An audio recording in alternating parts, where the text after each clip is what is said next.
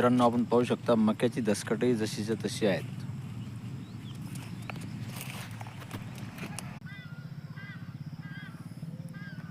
यावर्षी मी कोणत्याही प्रकारे आंतरमशागत नाही, पण जी लागवडीपूर्वीची पूर्व मशागत असते ती सुद्धा केलेली नाही. मित्रांनो, आपण सध्या कापसाचे दसकट पाहू शकता.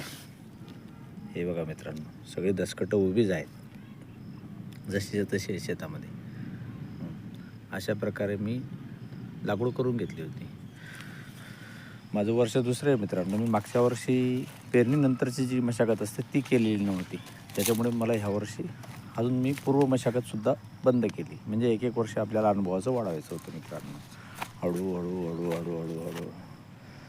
तर या शेतामध्ये मी कोणत्याही प्रकारे जी पेरणीपूर्वीची मशागत आणि पेरणीनंतरची जी मशागत असते ती कोणतीही केलेली नाही मित्रांनो. पाहू शकता आपण, माझं क्षेत्र जवळपास हे माझं 2.5 एकर क्षेत्र आहे गावाला लागून. आम्ही याला अण्णांची पांढरी असं म्हणतो.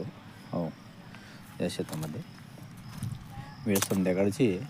हो, जिथे उलट जास्त मक्याचा चारा वगैरे पडलेला होता. आपण मक्याचा चारा एकत्र करतो शेतामध्ये आणि तो एके ठिकाणी साठवतो, गोळा करतो.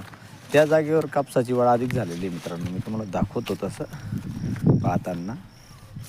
हे बघा मित्रांनो, मला तर हे गवत खूप आवडतं मित्रांनो. याच्या खाली एवढी छान हे असते, काय असते मित्रांनो, गांडूळ असतात. कारण की आच्छादन म्हणून ते जमिनीवर खूप चांगला बघा. सध्या एक हे केना झालेला आहे मित्रांनो, केनपट म्हणता. हो, तो झालेला आहे.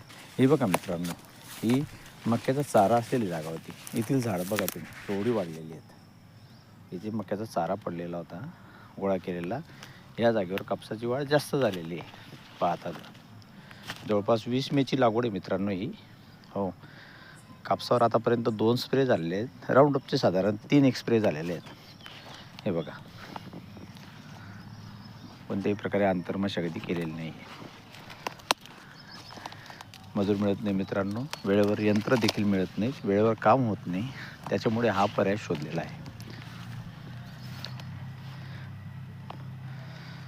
आणि मला 100% अपेक्षा आहे की पांडुरंग कृपेने आपला जो हा पर्याय आहे मित्रांनो, हा 100% सक्सेस होणार आहे यावर्षी.